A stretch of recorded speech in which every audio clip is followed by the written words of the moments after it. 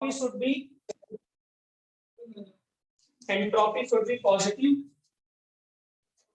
For spontaneous process delta will be positive बेटा, delta इसका sign क्या होगा positive, and for non spontaneous process delta क्या हो जाएगा नेगेटिव।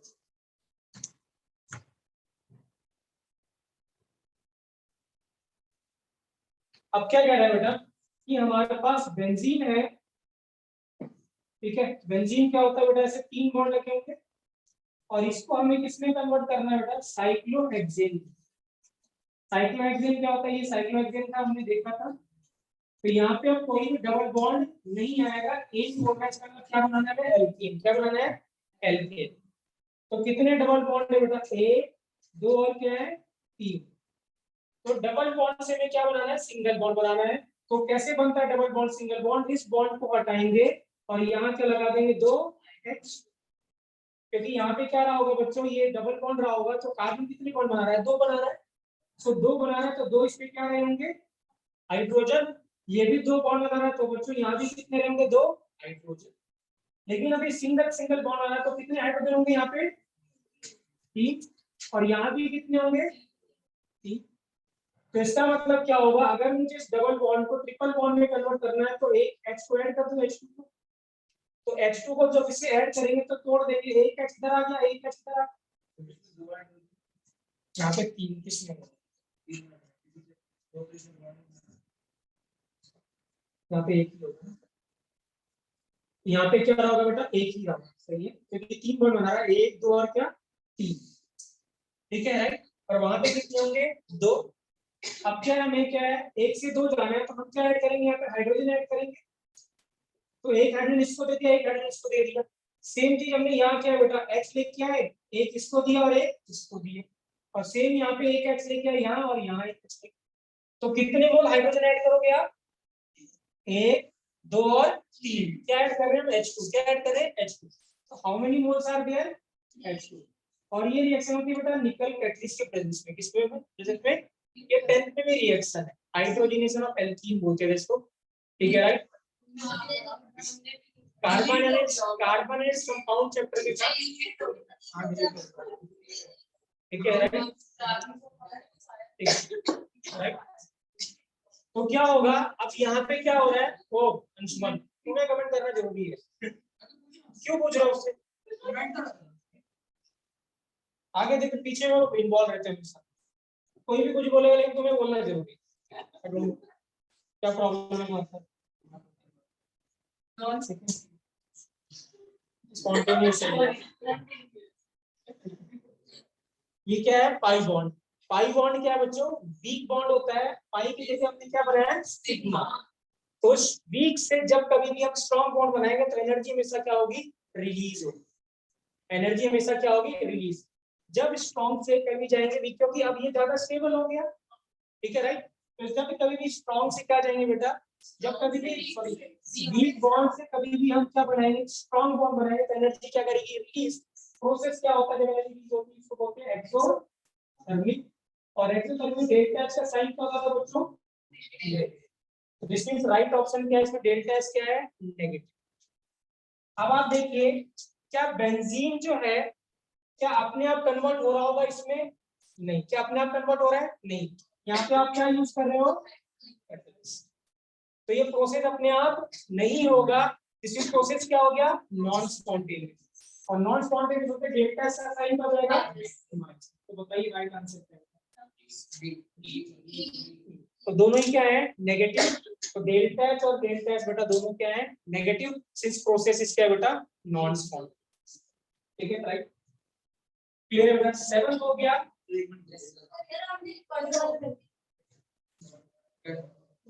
7 हो गया, 7 हुआ, नोट कर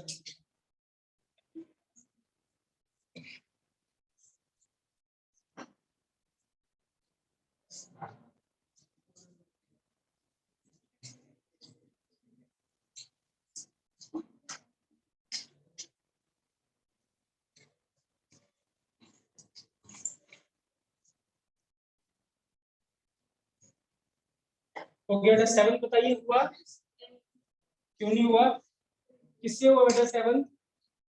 कैसे करेंगे शुरू?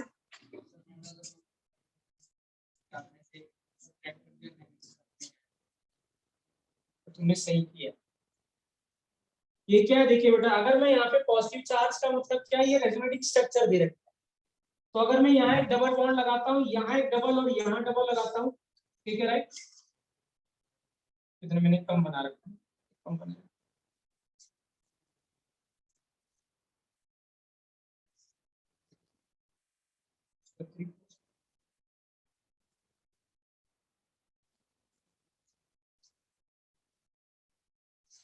ऐसा स्ट्रक्चर है बेटा। हाँ ठीक है राइट।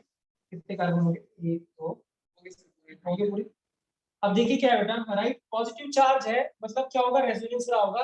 मतलब जैसे बेंजीन में बनाया था, बेंजीन में सर्कल कैसे बनाते हैं, ऐसे dot dot dot. So this means में डॉट डॉट है तो कहीं ना कहीं पे क्या रहा होगा, पॉजिटिव चार्ज रहा होगा। और आपने रेजोनेंस करके पॉजिटिव चार्ज को क्या कर दिया, चारों तरफ क्या कर दिया, डिस्पर्स कर दिया। ठीक है राइट। सो दिस मींस क्या है, ये पॉजिटिव चार्ज है। ठीक है राइट। यहाँ पे आप बताइए इसमें वो कितने पाई इलेक्ट्रॉन कितने हुए?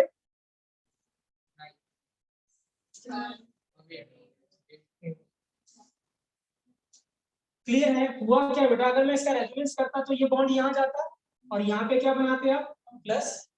फिर आप इसको यहाँ मूव करते, जो आज हमने सीखा है बेटा 1 2 और 3। तो क्या होगा, ये 1 ये 2 और 3, तो 1 2 के बीच में डबल बॉन्ड, तीसरे पे क्या गया बेटा, पॉजिटिव चार्ज। फिर यहाँ पे 1 2 और 3 बेटा, यहाँ गया, फिर से यहाँ पॉजिटिव। तो पॉजिटिव चार्ज सबके ऊपर क्या हो रहा है, डिस्ट्रीब्यूट हो रहा है, डिस्पर्स हो रहा है। तो इसका ना कहीं पे एक पॉजिटिव चार्ज तो रहा ही होगा, तभी उसके सेंटर पे क्या दिया, ऐसे पॉजिटिव दिया होगा। सो दिस मींस कितने पाई इलेक्ट्रॉन हो गए बच्चों इसमें, 8। और अब नेगेटिव अगर दे दिया तो यहाँ पे क्या रहा होगा, नेगेटिव चार्ज क्या रहा होगा, लोन पेयर। अब ये फिर से कॉन्जुगेशन हो गया, क्या है वो यहाँ पे pi sigma negative charge with lone pair. फिर से कितना हुआ, ये इधर गया और यहाँ गया, और ऐसे ही क्या करते जाएंगे, रोटेट करते जाएंगे। तो दिस मींस अब पाई इलेक्ट्रॉन कितने हो गए, 1 2 3 4 और 1, तो कितने हो गए 10। तो कितने बेटा, राइट आंसर कितना है, 8 पाई और 10 पाई। तो प्लीज वहीं पे कहीं पे लिख देना इस स्ट्रक्चर वाला बेटा, नेगेटिव भी और पॉजिटिव भी। 8 हुआ बेटा, 8 हो गया, यस या नो बेटा? किसने किसने किया, आप खड़ा करेंगे बेटा। अब तुम बोलने किया, मैंने पूछा अभी तो तुमने नहीं बोला। कौन किसने किसने किया है बेटा, शीट किसने किसने करी, हाथ खड़ा करेंगे बेटा। हाँ शीट मतलब हाँ 15 तक की है। ठीक है राइट। 8 हुआ, देखिए क्या है बेटा, राइट AgNO3 के साथ रिएक्ट कर रहा है बेटा। हाँ क्लियर। एक 10th में रिएक्शन थी अगर हम देखें, ठीक है ऐसे लिखते हैं अगर हम, NaCl प्लस AgNO3, एक रिएक्शन पढ़ते थे 10th में, डबल डिस्प्लेसमेंट रिएक्शन AgCl। किसी को याद है AgCl क्या होता था, प्रेसिपिटेट बनाता था, क्या बनाता था, प्रेसिपिटेट। तो व्हाइट कलर का AgCl क्या करेगा, प्रेसिपिटेट। तो सेम रिएक्शन है ये, डबल डिस्प्लेसमेंट पढ़ते थे हम यहाँ पे, Na किसके साथ चला जाएगा, NO3 के साथ, Ag चला जाएगा Cl के साथ। तो ये रिएक्शन भी यही है, तीनों पे I लगा हुआ है यहाँ। ठीक है, तो पूछ रहा है तो AgCl कहीं लिख देंगे बेटा, AgI और AgBr, ये तीनों क्या बनाते हैं बेटा, प्रेसिपिटेट बनाते हैं। तीनों क्या बनाते हैं, प्रेसिपिटेट बनाते हैं, ऑल थ्री बेटा। तो इसका मतलब जब I माइनस Ag क्या होगा, Ag पे क्या चार्ज रहा होगा बेटा, प्लस, और I के पास क्या होगा, माइनस। तो इन जितने भी मॉलिक्यूल हैं इन सबसे क्या निकलेगा बेटा, I माइनस निकल जाएगा। क्या निकल जाएगा, I माइनस। तो जब I माइनस निकलेगा तो यहाँ पे क्या लगाओगे आप, अब पाई इलेक्ट्रॉन काउंट कर लेते हैं कितने बच्चों, ऑप्शन में 2 लोन किए थे, 2 लोन किए में एक तो था sp2 में, एक इसमें था बच्चों लोन 3।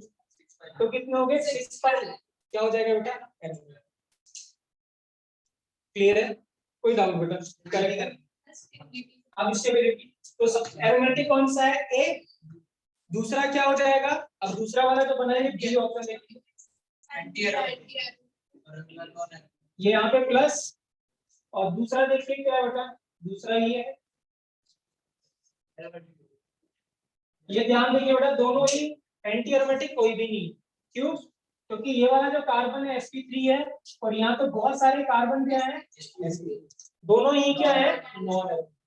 और मैंने आज ही लिखा है, पहले बताया एक्सटेंट ऑफ रेजोनेंस जितना ज्यादा होगा स्टेबिलिटी भी उतनी ज्यादा होगी। यहाँ देखिए पाई सिग्मा वेकेंट ऑर्बिटल, तो ये इधर रेजोनेंस हुआ, और यह पाई सिग्मा वेकेंट ऑर्बिटल इधर भी हुआ, तो कितनी बार रेजोनेंस हुआ, यहाँ पे कितनी बार होगा, पाई सिग्मा वेकेंट, यहाँ कितना है, एक बार। तो किसमें रेजोनेंस जाता है, सेकंड की थर्ड में, सेकंड में। तो राइट आंसर क्या है बेटा, ए, फिर बी, फिर सी।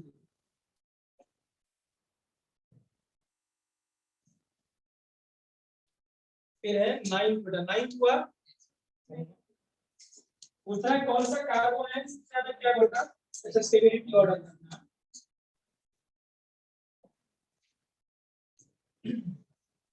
देखिए क्या है बेटा ना, पहले सबसे पहले स्टेबल ग्रुप है। तो अगर कंपाउंड एरोमेटिक होगा तो सबसे ज्यादा क्या होगा बेटा, स्टेबल। तो अगर आप ध्यान से देखिए इसमें कितने पाई इलेक्ट्रॉन्स हैं, सी वाले पे कितने पाई इलेक्ट्रॉन है, 2 2 4 और 2 कितने बेटा, 6।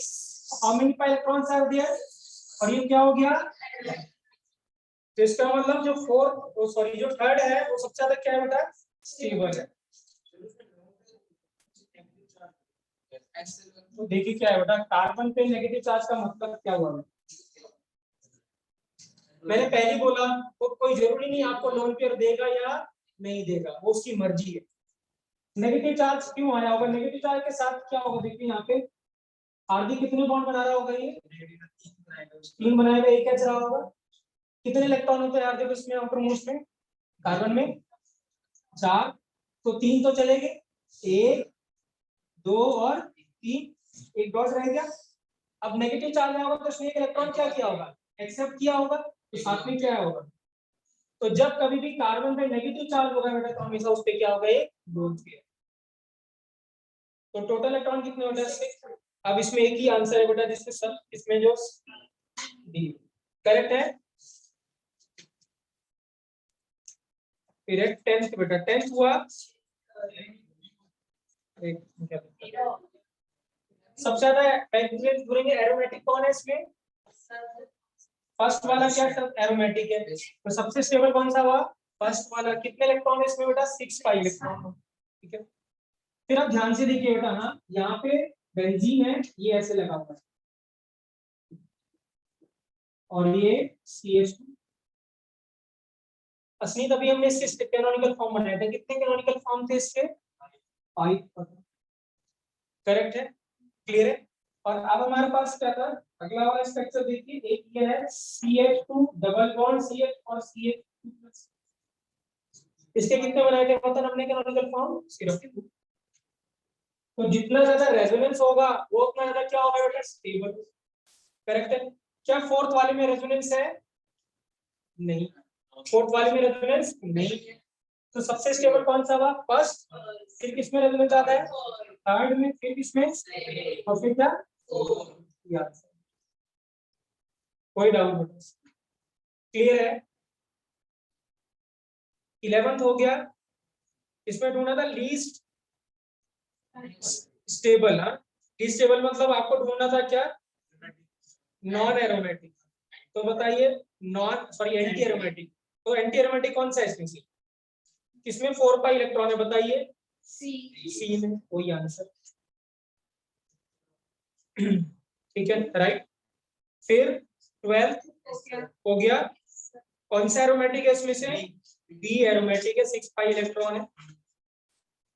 फिर 13th हो गया, कौन सा, ऑल ऑफ दीज आर, सभी एरोमेटिक है। एक में 2 पाई है, दूसरे में 6 पाई, और सी में भी 6 पाई है बेटा। फिर कौन नॉन एरोमेटिक है, तीनों ही नॉन एरोमेटिक है। थर्ड ओपन चेन है, तो ना एरोमेटिक है ना, मैंने बोला कि अगर कंपाउंड ना एरोमेटिक होगा ना एंटी एरोमेटिक होगा तो क्या हो जाएगा, नॉन। तो ये क्या हो जाएगा बच्चों, नॉन एरोमेटिक। ठीक है। फिर है बेटा 15। मैं एक बता देता हूँ, ठीक है, राइट, बाकी उसके हैं। देखिए क्या है बेटा, हाँ जेई एडवांस का क्वेश्चन है, ठीक है राइट। देखिए क्या है बेटा, ये कंपाउंड पहले हम क्या बताएं, एरोमेटिक है कि नॉन एरोमेटिक, एंटी एरोमेटिक, ठीक है एंटी एरोमेटिक। कितने पाई इलेक्ट्रॉन है, तो हमेशा अगर कभी इसको मौका मिलेगा नॉन एरोमेटिक से, तो किसमें कन्वर्ट होना चाहेगा, एंटी एरोमेटिक में, क्योंकि वो क्या ज्यादा स्टेबल है। हमेशा मॉलिक्यूल किधर जाता है, लो स्टेबल से हाई स्टेबिलिटी की तरफ जाएगा। तो अगर हम इस दो इलेक्ट्रॉन को ऐसे तोड़ देने की, इन दोनों को अपना अपना एक इलेक्ट्रॉन दे देते, तो यहाँ डॉट आया और यहाँ क्या आया था, डॉट ऐसे लगा दिया हमने, ठीक है राइट। और ये कॉन्जुगेशन ही था, जो लास्ट कॉन्जुगेशन था, पाई सिग्मा रेडिकल वही है, ठीक है बात, ठीक है। अब हमने इसको ऐसे तोड़ दिया, एक एक दोनों का इलेक्ट्रॉन दिया। अब सोडियम की क्या टेंडेंसी है बच्चों, इलेक्ट्रॉन देने की, कितने इलेक्ट्रॉन देता है सोडियम, एक। तो यहाँ दो सोडियम लेता हूँ, तो यहाँ पे 2 क्या मिलेगा बच्चों, Na+ और 2 क्या मिलेगा बेटा, 2 इलेक्ट्रॉन, क्या मिलेंगे, 2 इलेक्ट्रॉन मिलेंगे, 2e।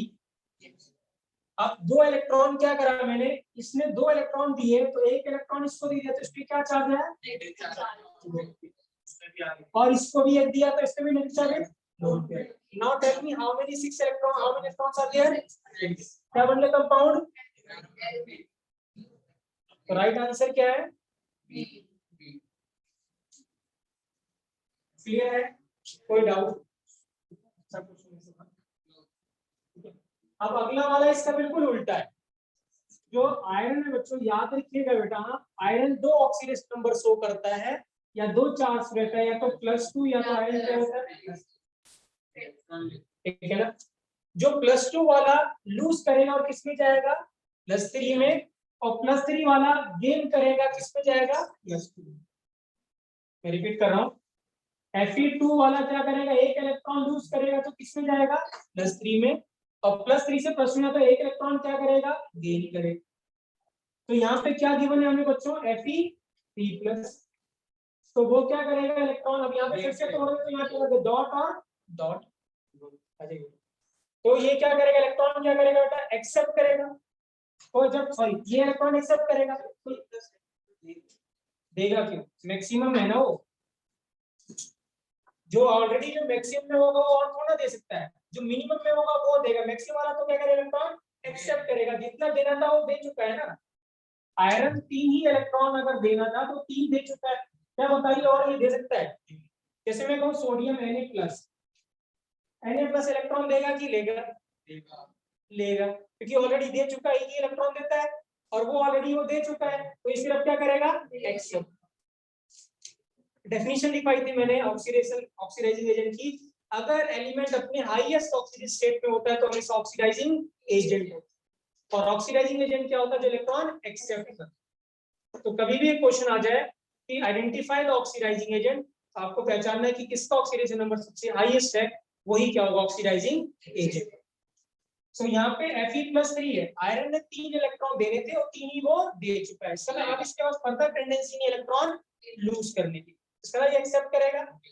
तो यहाँ पे मैंने वही डबल बॉन्ड था, तो यहाँ डॉट डॉट लगा दी।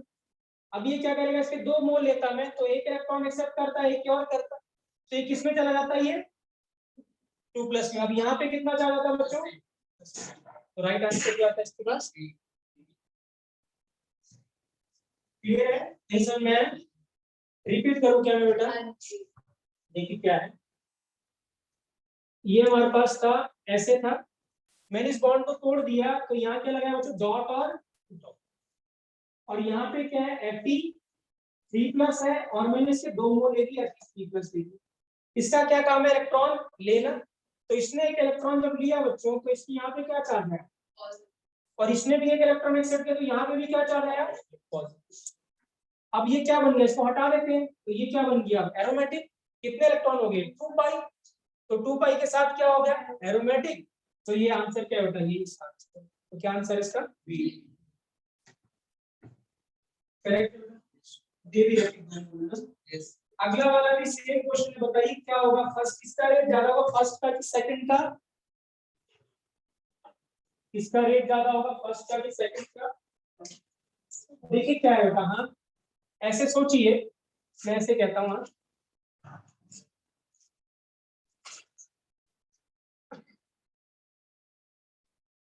क्या कहते हैं, जैसे अगर हम ऐसे कहें कि एक बॉल ऐसे है, यहाँ से आप यहाँ पे फ्लो कर रहे हो, है ना, नीचे देख रहे हो, और एक ऐसा है कि बॉल यहाँ से यहाँ पे है, तो किस केस में रेट ज्यादा होगा?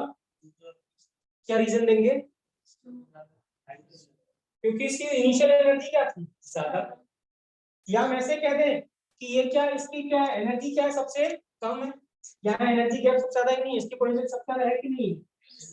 यहाँ पोटेंशियल क्या है बेटा? कम। तो कौन सा रेट जल्दी होगा, फास्ट, कौन सा फास्ट होगा? सेकंड। तो जब मॉलिक्यूल क्या करेगा बेटा, अनस्टेबल से किधर जाएगा? इधर जाएगा, तो रेट क्या होगा बेटा? हमेशा फास्ट। तो बताइए कि हमारे पास ए से आप बी बनाना चाह रहे हैं, तो जिसका प्रोडक्ट जितना ज्यादा स्टेबल होगा उस पे एनर्जी क्या होगी? उतनी कम। प्रोडक्ट जितना ज्यादा स्टेबल, उसकी एनर्जी उतनी कम, प्रोसेस का रेट उतना ज्यादा। मैं रिपीट करूं, जिसकी प्रोडक्ट की एनर्जी बेटा कम होगी उसका रेट क्या होगा? ज्यादा। अब एनर्जी कम का मतलब किस पर डिपेंड करती है? वो स्टेबिलिटी। तो बताइए कौन किसका प्रोडक्ट ज्यादा स्टेबल है, फर्स्ट वाले का कि सेकंड का? क्यों स्टेबल है फर्स्ट वाले का? क्योंकि पहला वाला एरोमेटिक है, दूसरा क्या हो जाएगा? तो किसका रेट ज्यादा होगा, फर्स्ट का कि सेकंड का? फर्स्ट का रेट फर्स्ट का ज्यादा होगा। देखिए क्या है, ये है कंपाउंड, ये यहाँ पे क्या लगा है? बी आर लगा है। एजी लेके जाएगा तो क्या बनाएगा? एजी बी आर, अभी प्रेस कर, तो ये हट जाएगा। यहाँ पे क्या है बेटा? पॉजिटिव। ये बताइए एरोमेटिक हुआ कि नॉन एरोमेटिक, एंटी एरोमेटिक? और जब आप दूसरे वाले से लेगा तो यहाँ ऐसे बनाया आप, तो ये क्या है? कौन ज्यादा स्टेबल? इसकी एनर्जी क्या रही होगी? कम, तो रेट क्या रहा होगा? ज्यादा। R1 ग्रेटर देन क्या है? लिख लेंगे बेटा, लेकिन the product having, the product which is more stable, लिखेंगे the product which is more stable, ये ऐसे लिख देंगे आप इसको, ये rate of product which is more stable will have higher rate, will have higher rate of reaction, will have higher rate of reaction।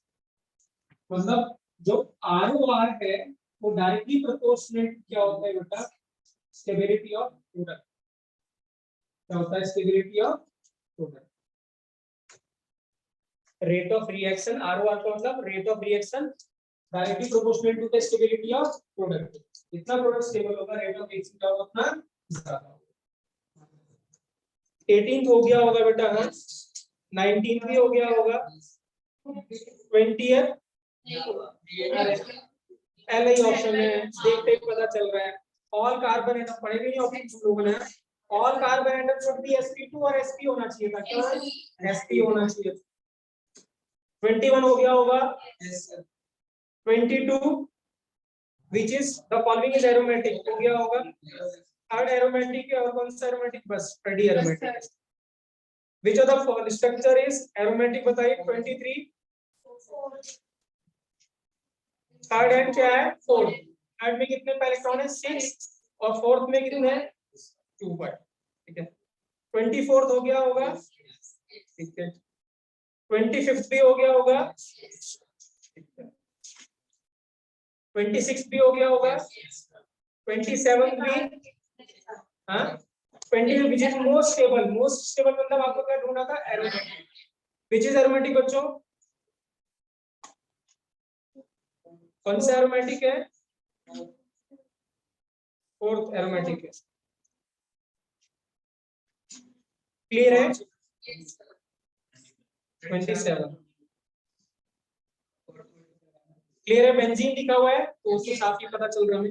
28 which will be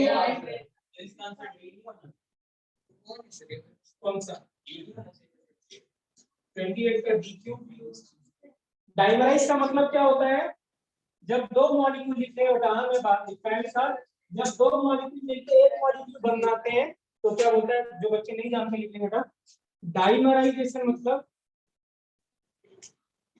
जब आप दो मॉलिक्यूल को आपस में जोड़ेंगे बेटा और एक मॉलिक्यूल बनाएंगे, इसको क्या कहते हैं बेटा? प्रोसेस को डाइमराइजेशन। क्या कहते हैं? डाइमराइजेशन, ठीक है।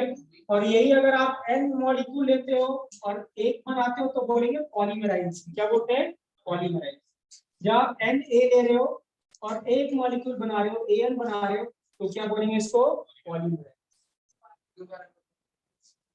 ये प्रोसेस क्या है? पॉलीमराइजेशन। अगर आपने क्या करा, 20 मॉलिक्यूल लिए, 20 मॉलिक्यूल मिलकर बनाया क्या? एक, तो क्या बोलेंगे? Polymerisation. Polymer, polythene, PVC, they all are polymers. ठीक है, ऐसे बनते पॉलीमर जोड़ने से। और जब आप 3 से मिलके एक बनाओगे तो बोलेंगे ट्राइमेराइजेशन। क्या बोलेंगे? ट्राइमेराइजेशन।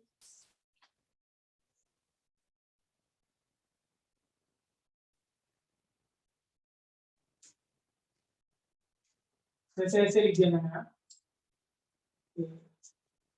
क्वेश्चन पूछेगा, जब हमने 3 SO3 मिलके एक H3O9 बनाया तो कैसा प्रोसेस है?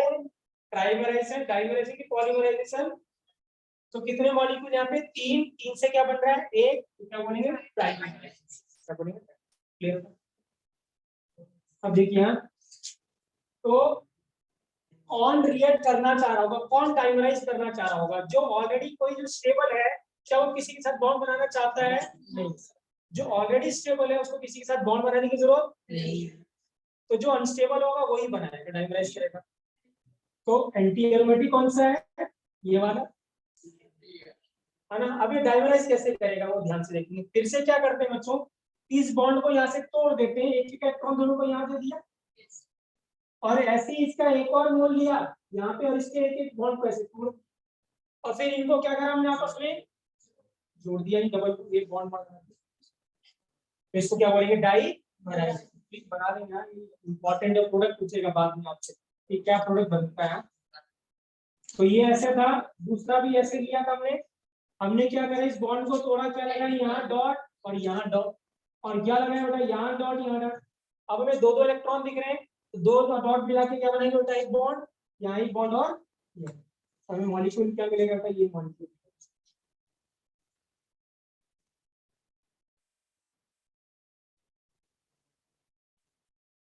क्लियर है बेटा? तो ये आंसर है। और नेक्स्ट बताइए, 31 हो गया, 29 हो गया। ठीक है, करके देखिएगा। तो 30th मैंने लिखवाया था बेटा, ये जो सी वाला नॉन पोलर नॉन प्लेनर होता है, तो याद रखिएगा बेटा। 31 हो गया,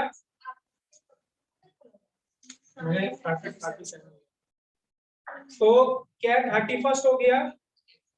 विच इज एरोमेटिक? बताइए कौन सा एरोमेटिक है इसमें? बी। हाँ, पहले वाले में कितने पाई इलेक्ट्रॉन है? 4। 2 और वो नेगेटिव चार्ज क्या होगा उस पे? Lone pair. दूसरे वाले पे 6, और तीसरे पे तो नॉन एरोमेटिक है, और वो भी नॉन एरोमेटिक। 32 हो गया, कौन सा एंटी एरोमेटिक है? ये ठीक है, 4 पाई इलेक्ट्रॉन। ठीक है, 33 कौन सा नॉन एरोमेटिक है? सेकंड वाला। फिर 34 हुआ, देखिए क्या स्ट्रक्चर है बेटा,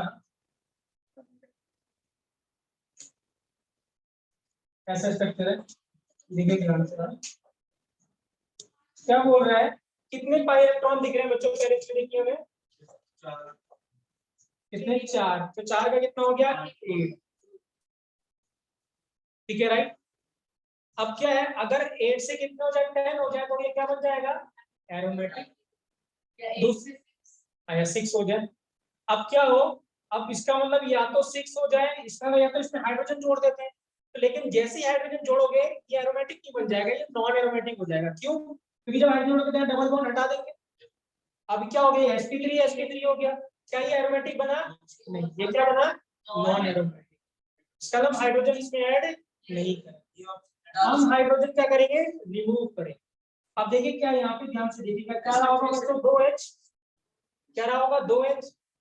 अब 2H से अगर एक H प्लस आप हटा दो तो यहाँ पे क्या चार्ज है? नेगेटिव चार्ज कितना आया? लोन पे। अब कितने इलेक्ट्रॉन हो गए बेटा? 1 2 3 4 5, तो कितने हो गए? All are become sp2 hybrid. तो राइट आंसर क्या है इसका? सी नहीं, डी। सॉरी, सी। क्योंकि ये हाइड्रोजन हमने किससे निकाला है? sp3 वाले कार्बन से। राइट आंसर क्या होगा? सी।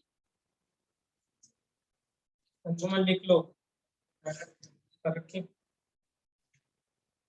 36। ये सेम क्वेश्चन है बेटा। अब हमें पास क्या देखिए, ये है कंपाउंड, क्या बच्चों बताइए, एरोमेटिक, नॉन एरोमेटिक की एंटी एरोमेटिक। 36 ये क्या है, एरोमेटिक, नॉन एरोमेटिक क्या है, कार्बन क्या है, sp3 कार्बन है, तो नॉन एरोमेटिक है। अब हमें इसको एरोमेटिक में कन्वर्ट करना है बच्चों। हाँ ठीक है राइट। कितने पाई इलेक्ट्रॉन है हमारे पास, 6। ठीक है राइट। हाँ जी बेटा बताइए। 36 किस पे,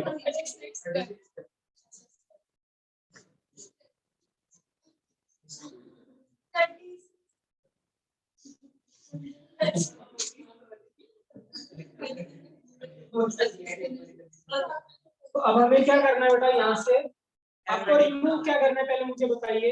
what you want to remove, कि इसको ये एरोमेटिक बना रहे H plus P, H minus, क्योंकि हम चाहते हैं अगर यहाँ पे पॉजिटिव चार्ज आ जाए, ये क्या बन जाएगा, एरोमेटिक। कितने पाई इलेक्ट्रॉन हो गए, 6, ऑल आर sp2। लेकिन अगर आप यहाँ पे H प्लस निकालते तो यहाँ क्या जाता, आप कितने पाई इलेक्ट्रॉन हो जाते, 8 बन जाता एंटी एरोमेटिक। इसमें what we want to remove from here, तो बताइए H माइनस कौन लेके जाएगा इनमें से,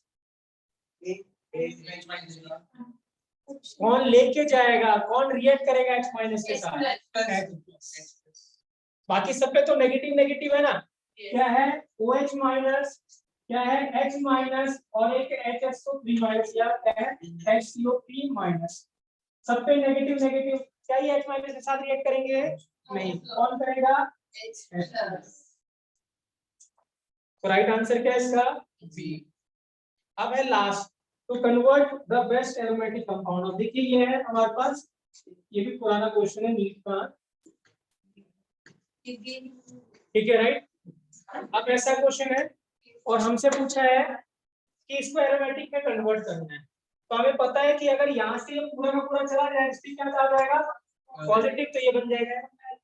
इसमें हम किसको रिमूव करना चाहते हैं इस बार, OH माइनस, तो क्यों हो जाएगा, जब ये हट जाएगा तो sp2 हो जाएगा, तो नहीं कैसे sp2 है, क्यों 3 मोल, तो हाइड्रोजन नहीं लगाओगे, तो क्या होगा, किसको रिमूव करेंगे हम, OH माइनस को। तो बताइए OH माइनस कौन रिएक्ट करेगा, HCl, क्योंकि एसिड और किसके साथ रिएक्ट करेगा, बेस के साथ, तो कौन रिएक्ट करेगा, HCl के रिएक्ट में OH माइनस। तो राइट आंसर क्या है बेटा इसका, ठीक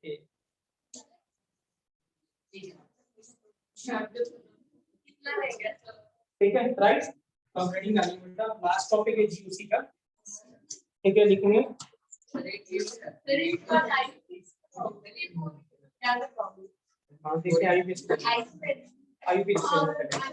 आईयूपीएसी का बगैर एक्सपेरिमेंट समझ में नहीं है, आपको करा दिया क्योंकि आपको आएगा नहीं,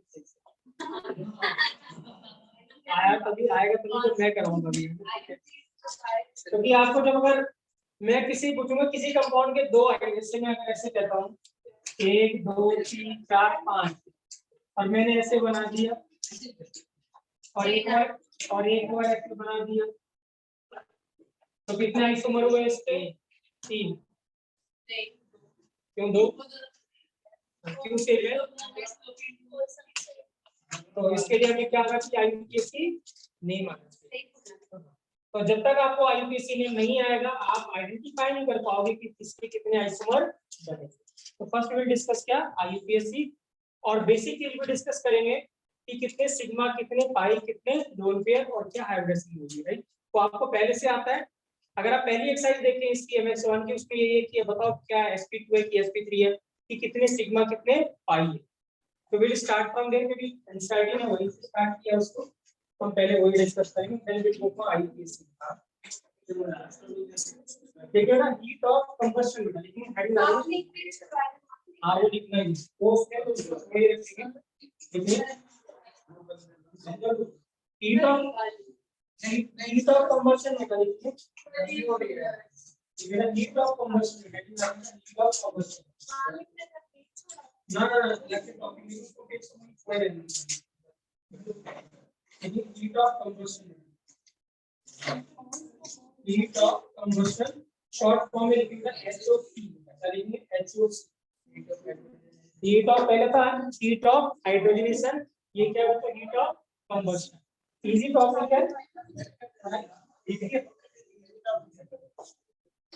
देखिए कंबशन क्या होता है बेटा, राइट? व्हाट इज कंबशन, कौन बताएगा व्हाट इज कंबशन? मतलब बर्निंग को हम क्या कहते हैं, burning mainly burning in presence of क्या बेटा, एयर इज नोन एज क्या, कंबशन। तो देखिए बेटा, देखिए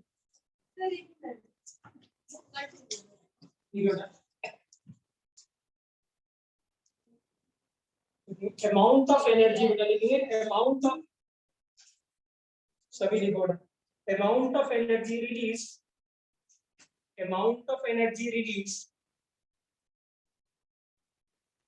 when 1 mole of any compound, amount of energy released when 1 mole of any compound gets completely oxidized, in presence of oxygen is called as HOC, is called as HOC। जब एक मोल कोई भी compound completely क्या करेगा, oxidise करेगा, ठीक है right, तो जो एनर्जी रिलीज होगी वो क्या होगा, HOC। अब एनर्जी क्या हो रही है, रिलीज, तो प्रोसेस क्या है बच्चों, एक्सोथर्मिक, एंडोथर्मिक, एक्सोथर्मिक, क्योंकि एनर्जी क्या हो रही है, रिलीज। बड़ी बेटा HOC is an exothermic process, HOC is an exothermic process. इसका मतलब बच्चों डेल्टा H का साइन क्या है, कहीं बताया था मैंने, नेगेटिव। अब लिखिए डेल्टा H का साइन क्या होगा, नेगेटिव।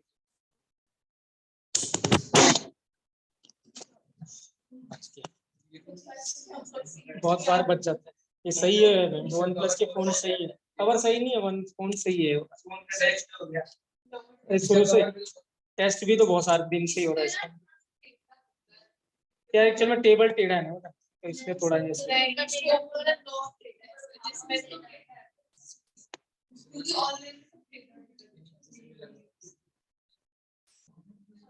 चलिए छोड़िए, लिखेंगे ना, हाँ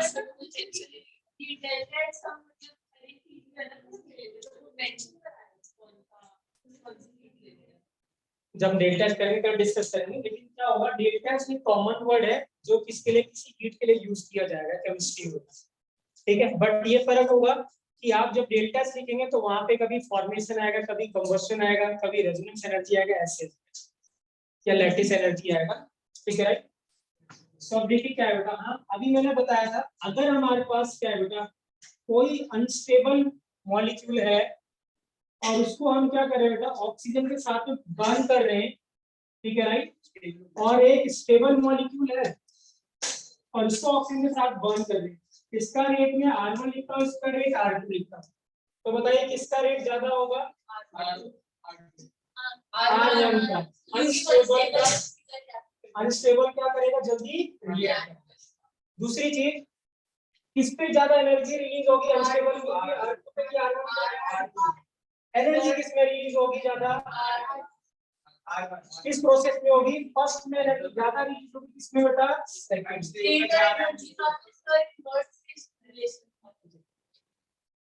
क्या है, कोई मॉलिक्यूल अनस्टेबल है, ठीक है राइट, तो जब उससे एनर्जी रिलीज होगी तो किसकी तरफ जाएगा, वो स्टेबिलिटी की तरफ जाएगा। जो एटम बम होते हैं या जो भी एक्सप्लोसिव होते हैं, दे आर हाईली अनस्टेबल, तो जैसे ही वो बर्स्ट करते हैं तो किधर जाते हैं, एनर्जी क्या करती है, रिलीज होती है, किधर जाते हो, स्टेबिलिटी की। सो हमेशा क्या होगा बेटा, जब मॉलिक्यूल, देखिए क्या, अगर मैं ऐसे पूछता हूँ, ये हमारे पास कुछ ऐसा है, यहाँ पे स्टोन है और एक बार यहाँ पे स्टोन है, कौन ज्यादा अनस्टेबल है, नीचे वाला, ऊपर वाला, इसमें एनर्जी क्या है, ज्यादा है, वो ज्यादा क्या है, अनस्टेबल। तो किस केस में ज्यादा एनर्जी रिलीज होगी, पहले वाले में कि दूसरे में, एनर्जी कंजर्वेशन लगाया तो यहाँ पे क्या पोटेंशियल एनर्जी ज्यादा है, तो एनर्जी क्या करेगी, ज्यादा रिलीज होगी। ये एनर्जी अनस्टेबल। देखिए क्या है, लेट्स सपोज आप क्या है, एक फर्स्ट फ्लोर पे खड़े हुए हैं और कोई पत्थर फेंकते नीचे, और ये क्या करते हैं आप, सेकंड फ्लोर पे पत्थर फेंकते हैं, किधर ज्यादा इंपैक्ट होगा, सेम वेट सेम है, किस पे, सेकंड से। क्यों, हाइट हाइट ज्यादा से मतलब क्या हुआ, एनर्जी क्या है ज्यादा। तो क्या होगा, तो जिसपे इनिशियल एनर्जी ज्यादा है, जिसपे एनर्जी ज्यादा है, ठीक है, कल से आने की जरूरत नहीं है। अगर मैं बोल दूंगा तुमने से कमेंट किया क्या उसने, अंशुमन, उसने मुझसे पूछा था जो भी, तुम क्यों दूसरे से क्यों आर्ग्यू करते हो, इधर आके बैठो, यहाँ आके बैठो।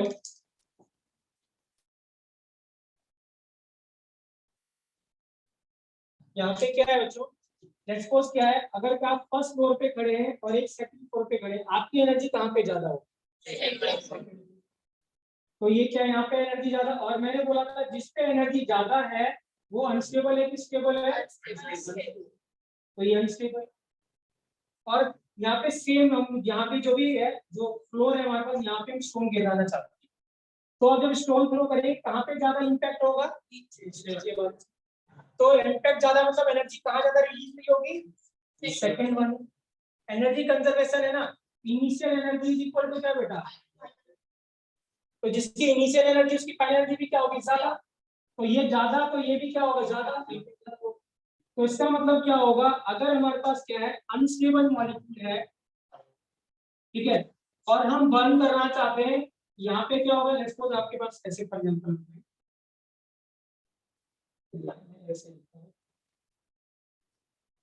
सी, ऐसे लिख रहा हूँ CH2 CH3 CH double bond CH3 या CH3 और यहाँ लगा है CH2 डबल बॉन्ड CH और CH2 और CH2, कैसा है, हमने दोनों को क्या करा है, बर्न किया। तो जब हम कंप्लीटली ऑक्सीडाइज करेंगे हाइड्रोकार्बन को, तो कार्बन हमेशा कन्वर्ट होगा CO2 में और हाइड्रोजन कन्वर्ट होगा किसमें, वाटर में। कंप्लीटली ऑक्सीडाइज करने का मतलब क्या है, कार्बन किसमें कन्वर्ट हुआ बच्चों, CO2 में, हाइड्रोजन किसमें कन्वर्ट हुआ, H2 में। तो ये किसमें होगा, CO2 और क्या क्या रहा होगा, वाटर, यहाँ भी CO2 और यहाँ क्या होगा, वाटर।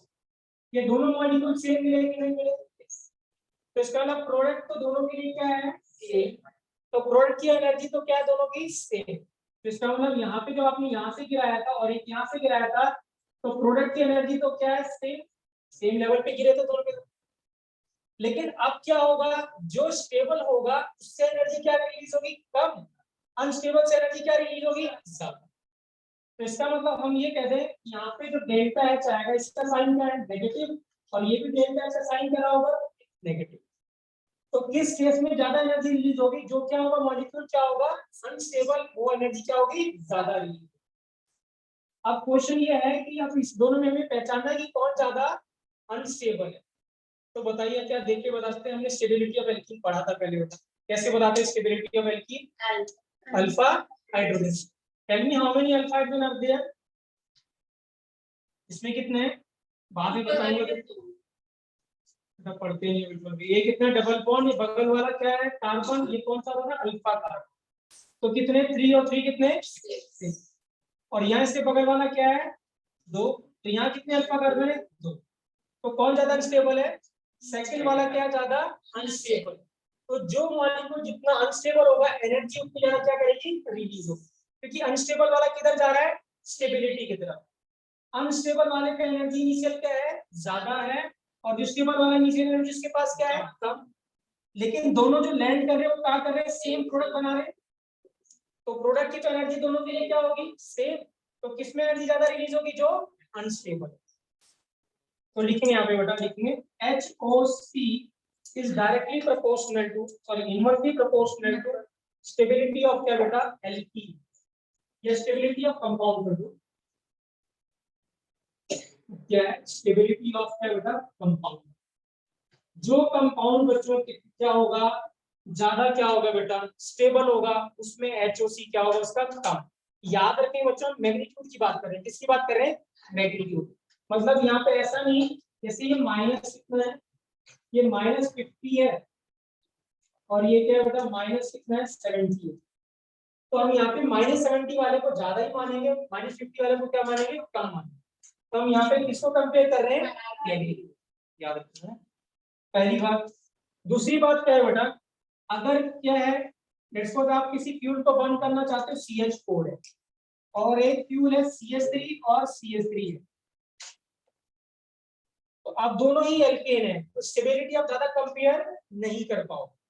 तो जब ऐसा केस आएगा, तो जिस फ्यूल में या जिस हाइड्रोकार्बन में जितने ज्यादा नंबर ऑफ क्या होंगे बेटा, कार्बन होंगे, उसका HOC क्या होगा, उतना ज्यादा होगा। May be heard about calorific values. Calorie किस पर डिपेंड करती है, कैलोरीफिक वैल्यू, और कैलोरीफिक वैल्यू डिपेंड करती है नंबर ऑफ क्या, कार्बन एटम।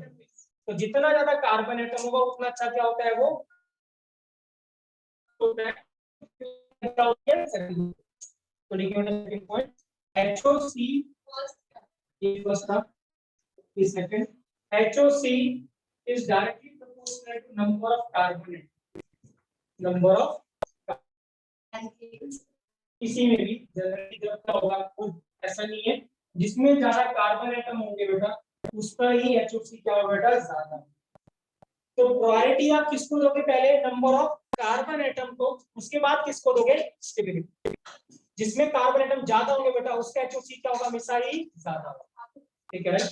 अब जैसे मैं ऐसे कहता हूँ मीथेन, फिर लिख रहा हूं यहाँ पे ईथेन, फिर लिख रहा हूं प्रोपेन, और फिर लिख रहा हूं ब्यूटेन। बताइए किसका HOC सबसे ज्यादा, कितने कार्बन होते हैं ब्यूटेन में, 4।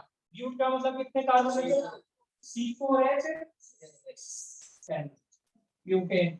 ये होता है C3H8, ये होता है C2H6, ये होता है CH2।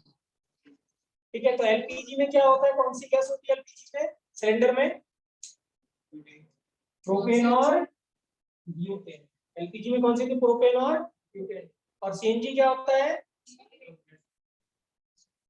तो किसमें ज्यादा एनर्जी है, LPG में ज्यादा एनर्जी है एज कंपेयर टू क्या, तो ऑर्डर लिखिए बेटा, ये ऑर्डर है किसका, HOC का। तो जितने ज्यादा कार्बन एटम होंगे बेटा उतना ज्यादा क्या होगा, ये तो क्या है HOC का ऑर्डर, क्या है HOC का ऑर्डर है। HOC जितना कार्बन एटम जितने ज्यादा बेटा HOC क्या होगा, उतना ज्यादा होगा।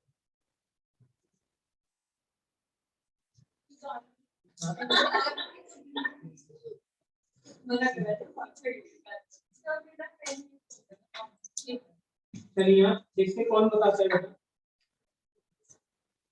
बताइए सबसे ज्यादा HOC किसका होगा, क्या ये स्टेबिलिटी को प्रायोरिटी देंगे, हमने स्टेबिलिटी पढ़ी थी सबके साथ VCD में, याद है आपको, स्टेबिलिटी किसका था, सबसे ज्यादा क्या था, ये था, और ये सबसे ज्यादा क्या था, अनस्टेबल। बट आंसर किसके हिसाब से करेंगे, कार्बन के हिसाब से। यहाँ पे कितने कार्बन बचो, 3 4 5 6, मोर number of carbon atom more is the HOC।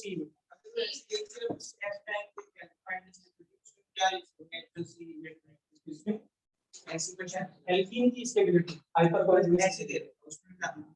Stability तो मैंने बताई है, इसमें एंगुलर स्ट्रेन के हिसाब से करे थे, किसमें एंगुलर स्ट्रेन सबसे ज्यादा था, लीस्ट स्टेबल था, किसमें एंगुलर स्ट्रेन ज्यादा सबसे कम था,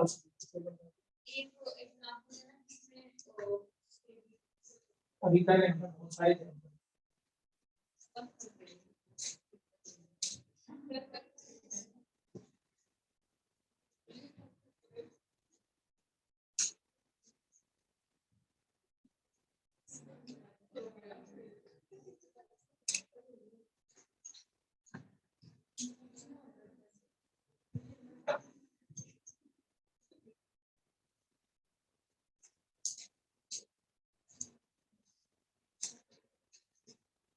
चलिए बेटा आप ये क्वेश्चन करते हैं, हमें HOC में अरेंज करना है कहाँ, तो देखिए कौन आंसर बताता है बेटा,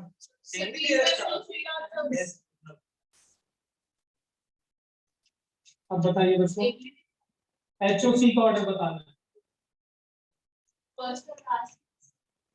है। क्या रीजन देंगे, नंबर ऑफ कार्बन एटम क्या है ज्यादा, इसमें कितने हैं 6, इसमें कितने हैं 7, एक होने वाला भी कार्बन है 7, और इसमें कितने हैं, 8, और इसमें कितने हैं 6 7, इसमें भी 7। तो सबसे कार्बन एटम किसमें, C में, तो जितने ज्यादा कार्बन एटम उसका HOC क्या उतना ज्यादा। उसके बाद क्लोराइड क्या होता है थर्ड, फिर क्या है 4 फिर फोर्थ। जिसमें एक्स्ट्रा हाइड्रोजन ज्यादा उसके अब हाँ अब देखिए क्या है बेटा, और सबसे लीस्ट स्टेबल कौन होगा, सॉरी HOC सबसे कम किसका होगा, फर्स्ट का। तो फर्स्ट सबसे लास्ट में जाएगा। अब जो बच्चे बेटा जिन्होंने ज्वाइन किया अभी, ठीक है राइट, बाद में हम इसको डिस्कस करेंगे, बट मैं भी बता दूं आपको कि जो एल्कीन की स्टेबिलिटी, आप कहीं लिख देना बेटा, एल्कीन की स्टेबिलिटी डिपेंड करती है बच्चों नंबर ऑफ अल्फा हाइड्रोजन। तो please note it down, alkene की स्टेबिलिटी किस पे डिपेंड करती है बेटा, नंबर ऑफ अल्फा हाइड्रोजन। ठीक है, अब अल्फा हाइड्रोजन क्या होता है बेटा, डबल बॉन्ड के साथ में जो भी कार्बन होगा उसको बोलेंगे अल्फा कार्बन। क्या बोलेंगे बेटा, अल्फा कार्बन। तो ये क्या है, डबल बॉन्ड है बेटा, इसके बगल वाले कार्बन को क्या कहेंगे हम, अल्फा कार्बन। क्या बोलेंगे, अल्फा।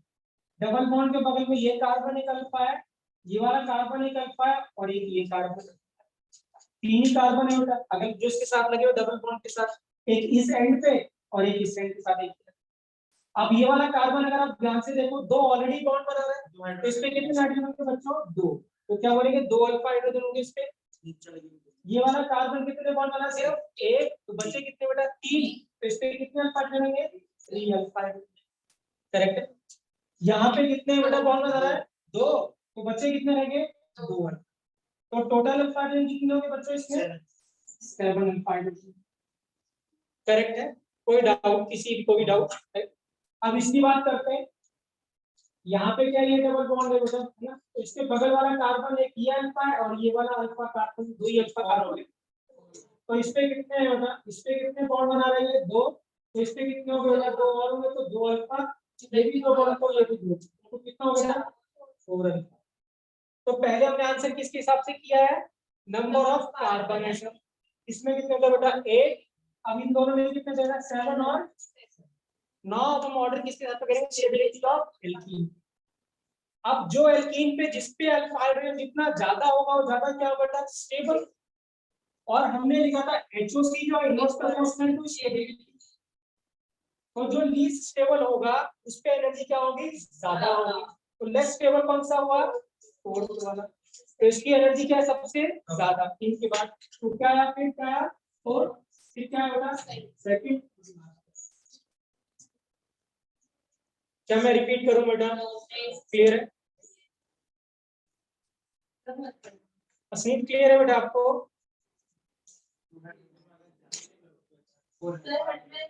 इसमें ये लेस स्टेबल हुआ ना, लेस स्टेबल तो ज्यादा रिलीज होगी ना, क्योंकि HOC नट्स प्रोस में क्या है, स्टेबिलिटी। सर बस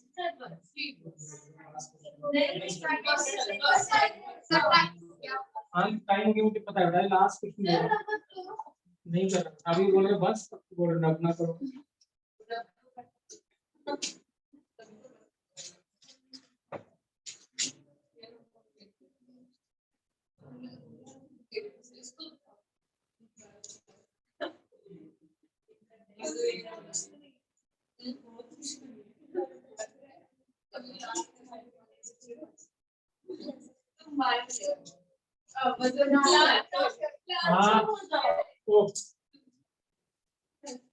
बताइए इसमें कौन क्या होगा पहला आंसर बेटा, इसका क्या होगा आंसर, क्यों लास्ट, लास्ट इसमें इसमें कितने हैं, 4 5 6।